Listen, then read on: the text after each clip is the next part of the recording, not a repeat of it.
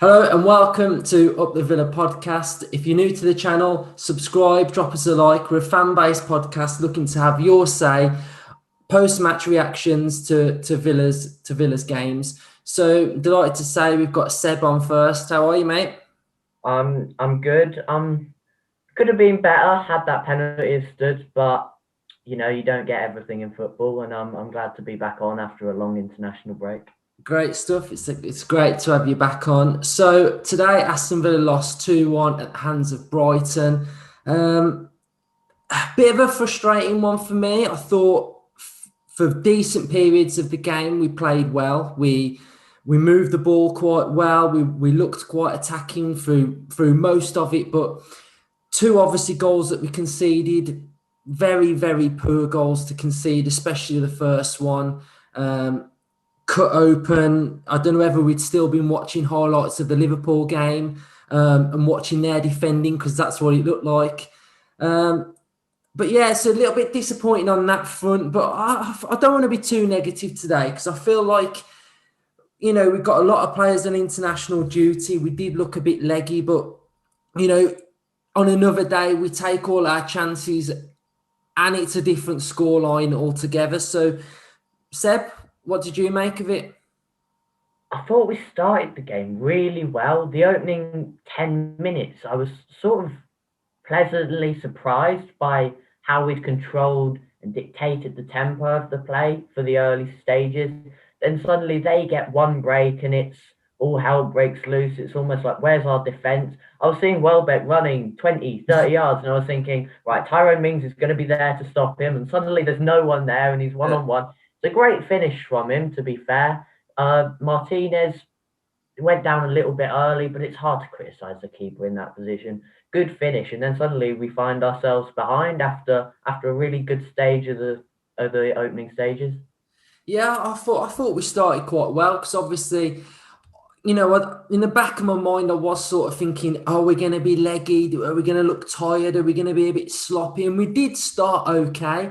It was that sort of middle stage of the first half for me where we looked a little bit ponderous at times. I think McGinn was giving the ball away quite often and he looked quite leggy. And then we grew into the game again, didn't we? We finished the first half quite well. We had a lot of chances. Trezeguet had two chances that, he had two attempts to score and he missed both. That should have gone in. So I'll say first half, we finished it well.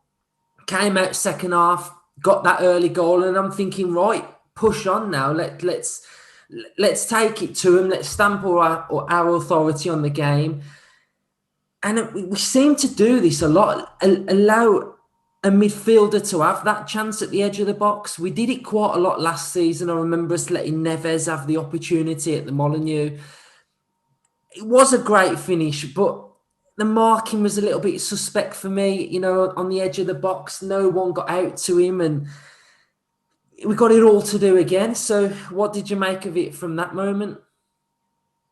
I think, although we dictated the play really well, we lost the game in the midfield and defensive part of the areas. It all collapsed really when Barkley went off so early on with that hamstring issue. I was surprised to see Bertrand Traore come on. I was expecting maybe Connor to come on. This is his type of game, really. We seem to get lots of free kicks in and around the area, and that's his forte, really. He likes to get that ball in and whip it in. The defence, we looked shaky. I don't know why. We've done really well so far defensively this season, but today almost didn't mirror that at all. We looked back to being a bit naive and a little bit ragged, I'd say. lackadaisical. Yeah, I feel like that phase when we sort of lose that little bit of our way, we become very ragged, and it's quite chaotic, our defending at times. Yeah. Sometimes not very authoritative. We're all over the show, and I think at times we had that quite a lot today, and especially at home, I'd like to see us a little bit more solid and a little bit more compact. So when we do get the opportunity to attack, we still know that we're quite compact at the back as well, and we're not able to be counter-attacked too quickly. And I feel like today, I haven't got the stats to hand, but if you looked at probably the chances that we gave them today, that we're probably giving away double figures really. And I think at home we can't be doing that. And I feel like that's an area that we slightly need to address on, especially at home. I think away from home, we look a little bit more organised. But at home, if you look at the last few games now at home, 3 defeats in a row, it's sort of mirrored the same pattern, hasn't it? Yeah, look, Potter did his homework. Graham Potter knew what he was doing. They came here with a game plan. I feel as though I've said this multiple times this season when we've been at home. The away team came with a game plan. They knew what they were doing. They got their goal relatively early on, and then they were just quite happy sitting back, letting us have the play and hoping that we wouldn't take our chance. And we did take our chance early on in the second half. Konsa with a great finish. I mean, that is a brilliant goal. Brilliant ball in by Traore. Konsa finished it brilliantly. And I was almost hoping that we could take advantage then, take the game to Brighton, put them on the back foot. Then again, we find ourselves naive at the back. We defend badly, find ourselves down again, and we've got it all to do all over again. Potter did well. He knew what he was doing. But Tyreek Lamptey, I've got to say, what a performance from him today. Until he got sent off, he ran the show for me today. He really scared me at times, doubling up on Matt Target. Whether that's Tyreek Lamptey playing well or whether that's Target playing badly, I think it's probably a bit of both. But he looks a real player. And Brighton have a gem on their hands there. But Brighton looked compact at the back. And that's what you expect from a Brighton team. I think they had 5 centre-backs on the pitch at one point. And we just really struggled to break them down. And when we did get the few chances that we had, we really struggled to take them, and I think that's what cost us today. He looked electric at times, Lamptey. He's a real good prospect. He's playing well at the minute as well. So let's move on to the very last moments towards the end of the game. So the VAR penalty. My opinion on the issue is, I totally understand that he touched the ball. Now, I wouldn't say he got the ball. I'd say he touched the ball. I'd say he was lucky and fortunate that he got that touch on the ball. He wasn't in control of that tackle, I don't think. So he then follows through and takes Trezeguet down. So it looks like a penalty. Now, my issue with it is, I understand he got the ball. VAR, it has to be clear and obvious for that referee to overturn that decision. Now he goes to the monitor. If he's having to look at that issue in very slow motion 3 or 4 times, it's not clear and obvious for me. So I would say it was a penalty for that moment. I've watched the game before, Chelsea-Newcastle. There was a free kick. The player won the ball, but he's followed through in his challenge, deemed it a foul. And I'd say that's the same instance today. You look at the Konsa and Fernandes one at Villa Park. Is there much difference? But one was given, one wasn't. So, Seb, what's your opinion on it? This is really difficult.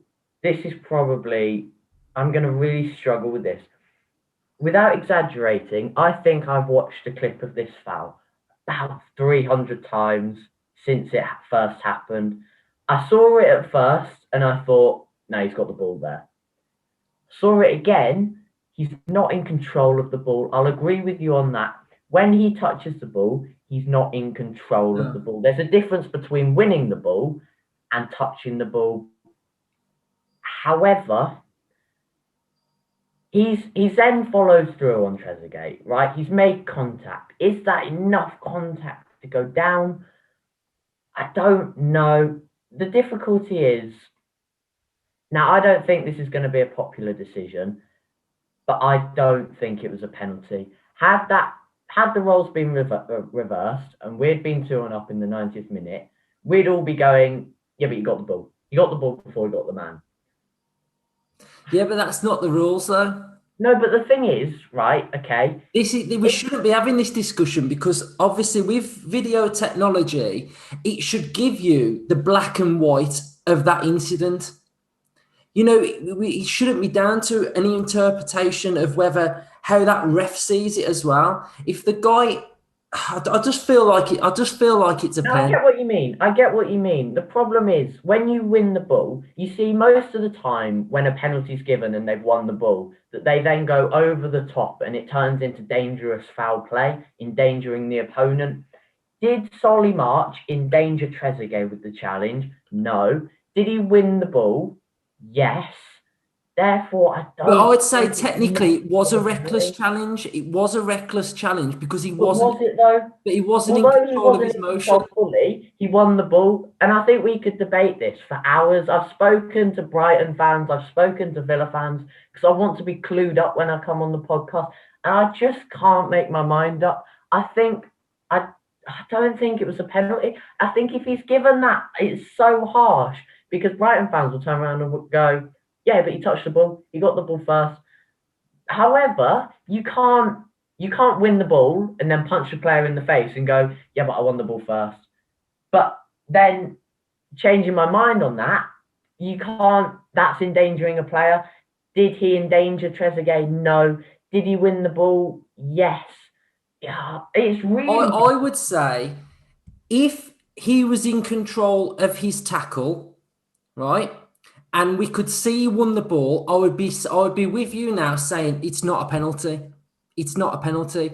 But because he wasn't in control, But he touched the ball. penalty. It's He got to got be a enough of the penalty. ball. I For me, he disagree, got Steph. enough of the ball. It's really weird. I never thought I'd be arguing against a Villa decision that has gone against us. I always thought, right, I'll back my team up. But the amount of people I've seen on Twitter saying, oh, it's a disgrace, blah, blah, blah. I just can't see it. He touched the ball for me. He got the ball. I don't think I'm going to be popular. I don't think I really want to look at the comments on this video. No, but I feel like look, it's there for everybody to have their opinion on, isn't it? And that's obviously your opinion on that specific incident. So we'll leave that one there. So moving on then, West Ham on Monday now. How are we going to improve? We seem to be better away from home at the moment than we are at home. As long as we shore up that defence, I think we should be okay. I think I'm right in thinking Antonio's out for that one, so that takes a lot of their attacking prowess away. If we can keep them quiet, I think we'll be okay. But who knows?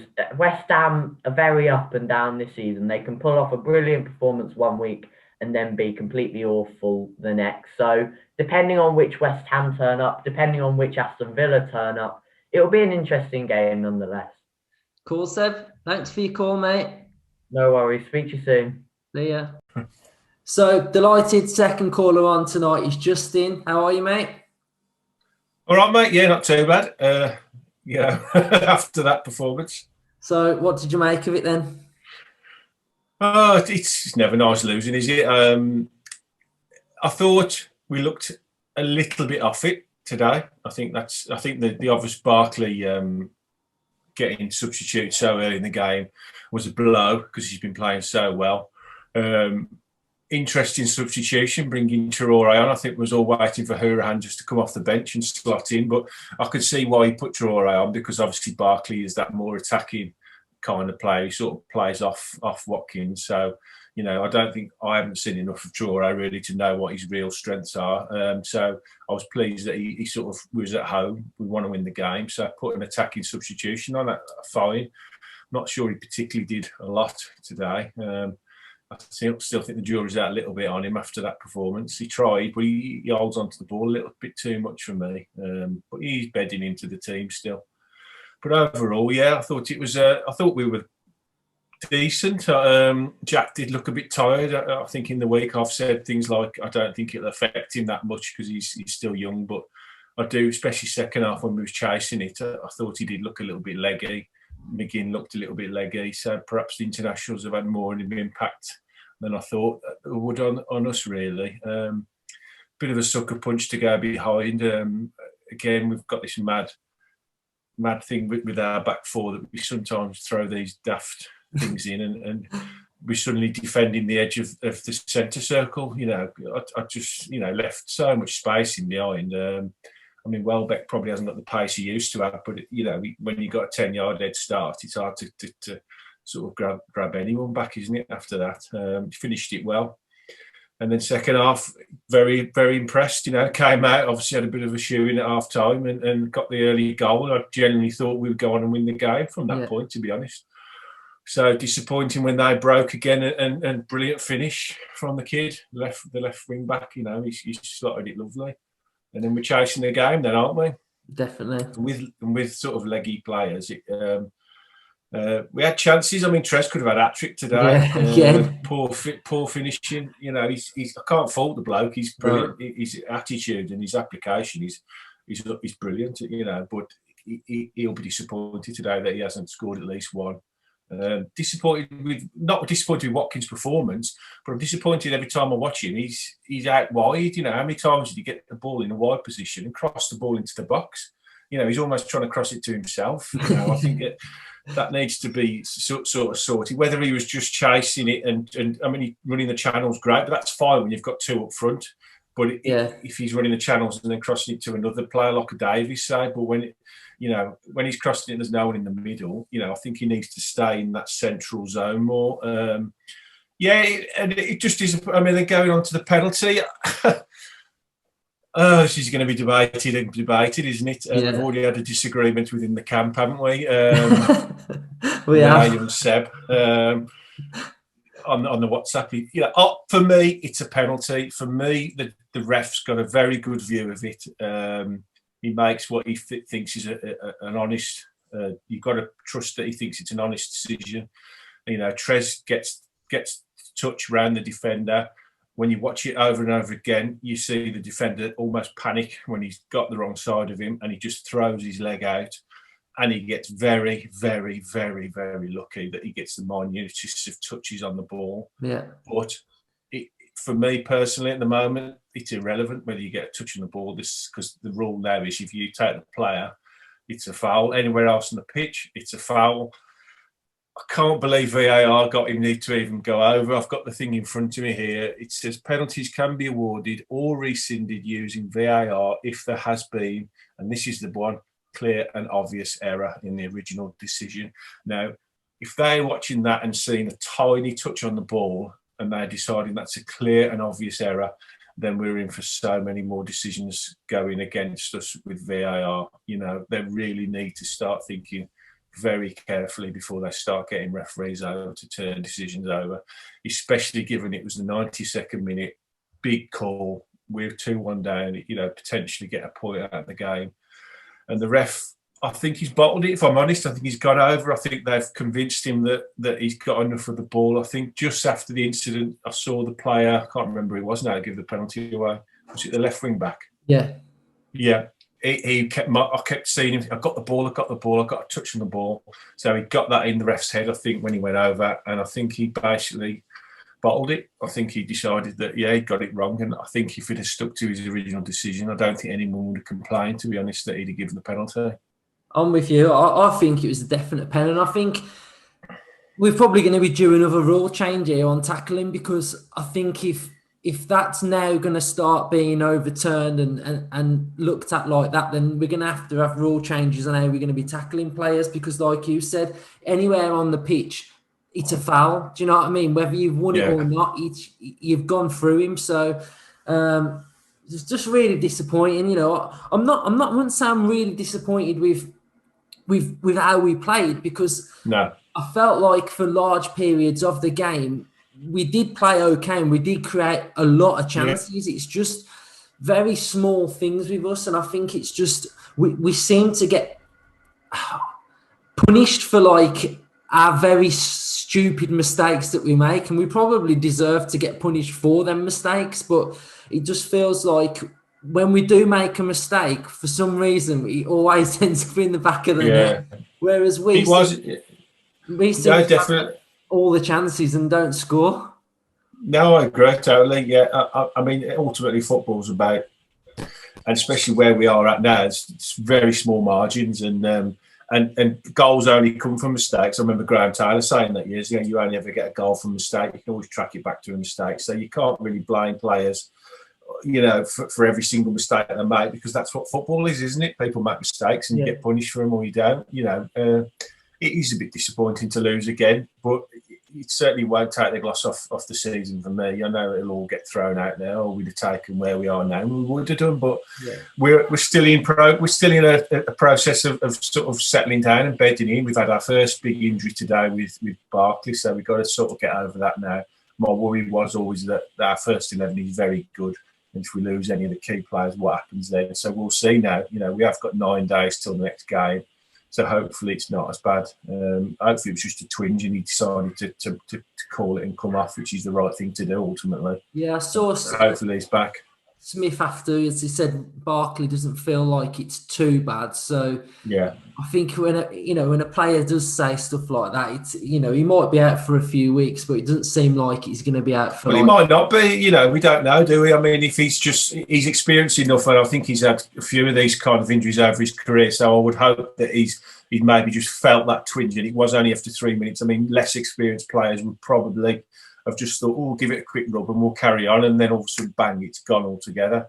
So you'd hope with his experience that he's had, that he's just decided to pull it straight away and say, right, let's come off and let's get it right. There is 9 days. So, we'll see. We'll see how that one plays out. Great stuff, Justin. Thanks for your call, mate. Up the Villa. Keep the faith, everyone. And subscribe to the pod. Definitely. Ryan, how are you?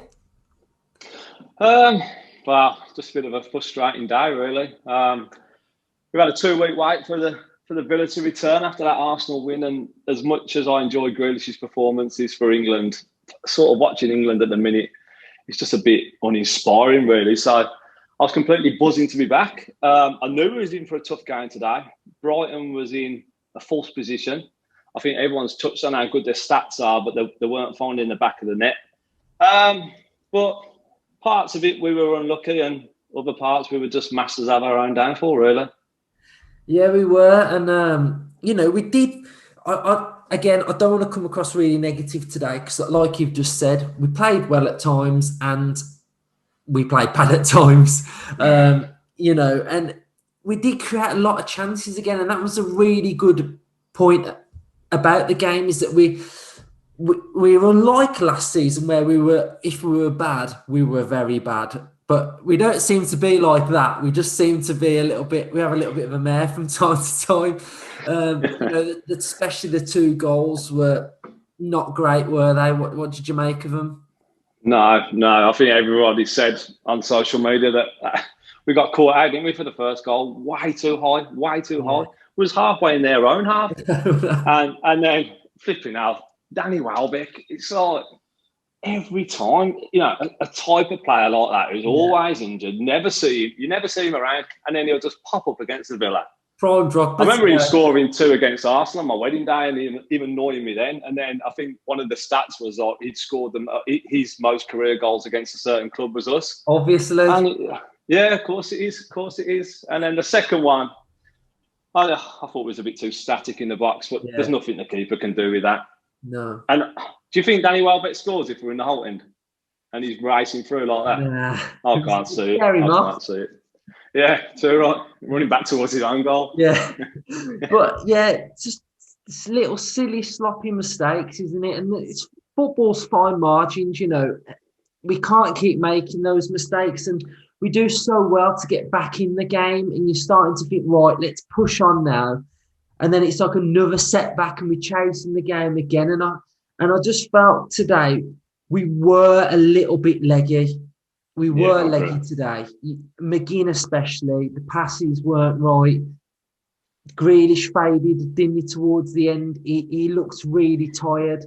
And I think, we've got to get used to that, because if we're going to get these level of players in, it's going to happen more and more, isn't it? We're going to get more internationals coming in. We've got to deal with it. But on the other hand, I watched Chelsea today and I thought they were fantastic.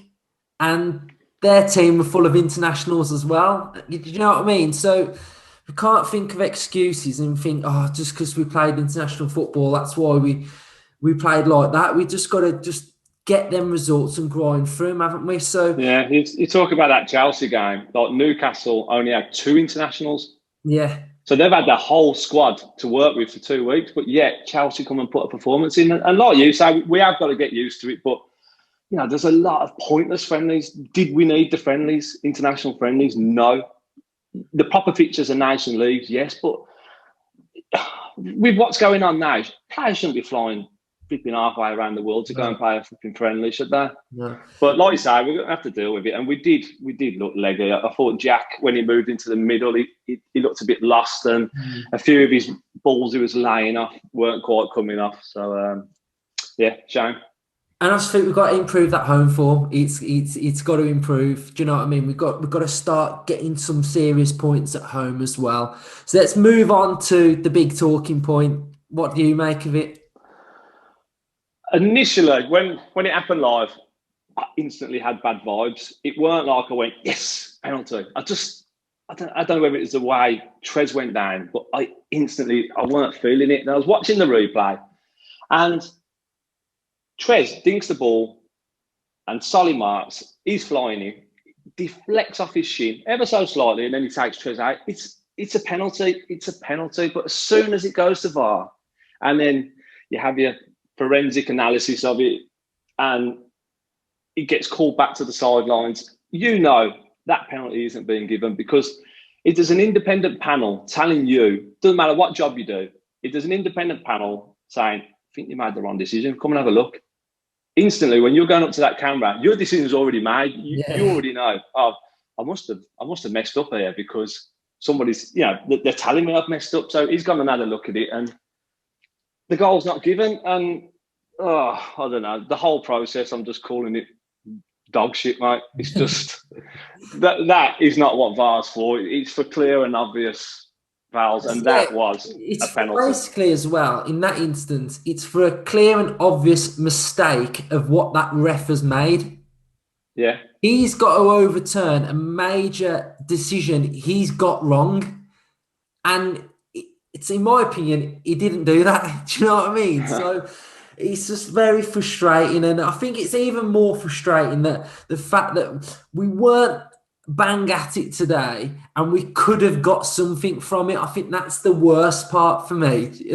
We could have played not so great and still got a point from the game. I think if we would have got a penalty and scored, then a 2-2 draw, I think both teams could walk away and say, yeah, pretty much fair result. We had some good chances. I thought Trez played really well, and that chance he had, it ballooned over the bar. It's like, like when you're playing a football game on a console and then you've got an open goal, and it doesn't matter how much power you put on that bar, it's going to smash the back of the net. And when I was watching it, that's what come into my head straight away. And then when I seen it go over the bar, I think, flipping now. And he had another couple of chances, but I'm pretty sure in my mind now, we call him back post Trez because he only scores at the back post. Yeah. He can't score anywhere else, to be fair. Definitely. To that. And to be fair, I saw on social media, I've been scrolling through, and Traore is getting a bit of stick, and I just feel like, have we not learnt from Trezeguet that it's not, he can't just slate a player on his first game, and that's the opinion I have on him. I actually thought Traore did okay today. I thought when he came on, he looked quite lively. He was getting in decent positions. Let's bear in mind that he's never played, well, he has played in the Premier League, but not for a long time. It's probably going to take him a bit of time. Do you know what I mean? Smith was probably going to bring him on at 70, 75 minutes. He's probably going to give him 15 minutes, ease him in that way. And I thought he did okay today. What did you make of it? Yeah, when Barkley went down, which was a big miss, I think, in the end, I was expecting Connor to come on and maybe McGinn push forward, because he was playing that role before Barkley and Connor was sitting deep. So to see Traore come on and then go centre attacking mid, which it isn't his position. He's a right winger that likes to cut in. And, we brought him to replace Trez, really, wasn't it? And it weren't, it's Trez's great form that's kept him on the bench. But his deliveries when he had the ball was really good. Obviously, he got his assists, but he's just lacking that match sharpness. Yeah. And I think he went across. He was in the middle. Then he went across to the right. Trez went to the left. Then Jack went in the middle. He went to the left. So it was a bit disjointed, his position, and he didn't really settle into the game. So it was a tough one for him to come in that situation. But there's a player there. There's a player there. I think so. I agree. I think he's probably going to be one that has to be coached a little bit more and take time to adjust to how we want to play. But I feel like he did good today. So we got West Ham on Monday now. What are your feelings towards that game? Well, it's a night game. It's a night game, so we normally win them. Yeah, and we played better away. And I don't know what it is. We seem really defensively switched on and focused when we're away from home. And then at home, those last 3 games, it's been sloppy and we've been switched off. But we go back to West Ham where we had a great result to keep us in this league. So we can go there with a bit of confidence and go and attack them and take that mentality that we've took to Arsenal. I think touching on what you said as well is that home compared to the away. I said it earlier. I feel like away we were a little bit more solid at the back. We were a little bit more compact, a little bit more organised, and I just feel like at times at home I feel like we're getting a bit carried away, and I feel like players start stepping up a few yards further forward than where they should be, and I think we saw that for the first goal today. The back line was, say, 7 yards in front of the halfway line when really they should be on the halfway line. Yeah. That difference makes a massive difference to that first goal today, and we wouldn't do that away from home. And I feel like that's probably our little issue we got. I think we're just forcing it a bit too much. Yeah.